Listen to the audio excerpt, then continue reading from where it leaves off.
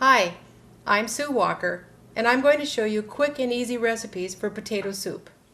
The ingredients are 1/2 cup of butter, 1 cup of diced celery, 1/2 cup of chopped onion, 6 cups of cubed potatoes, 1/2 cup of flour, 1/2 cup of cooked bacon bits, 3 cups of chicken broth, and 4 cups of cream.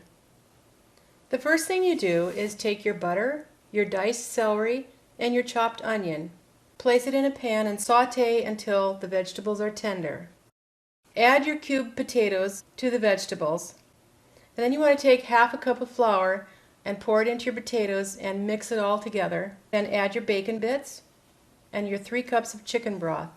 Bring this to a boil, and once it's boiling, then turn it down to simmer and simmer until the potatoes are tender. Once your potatoes are tender, then add your cream. Stir it in and heat through, and you're ready to eat your soup. What makes this recipe easy is that I use Southern style hash brown potato cubes, and those are some quick and easy recipes for potato soup.